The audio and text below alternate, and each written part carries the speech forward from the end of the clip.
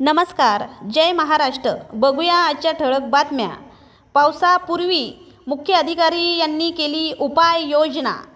गेल्या 2 दिवसापूर्वी सोलार लाईटचे खांब सुसाट वाऱ्यामुळे पडला होता। शहरातील ठिकठिकाणी सोलारचे खांब बसवण्यात आले होते। त्यापैकी एक खांब पद्मभूमी पेट्रोल पंपासमोर पडल्यामुळे वेळेस मुख्य अधिकारी अरुण मोकळ यांनी त्याची दखल घेत शहरातील सर्व सोलर खांब मजबूतीकरण करण्याचे कंत्राटदाराला पुन्हा आदेश देऊन मजबूतीकरण करण्यासाठी सुरुवात करण्यात आली।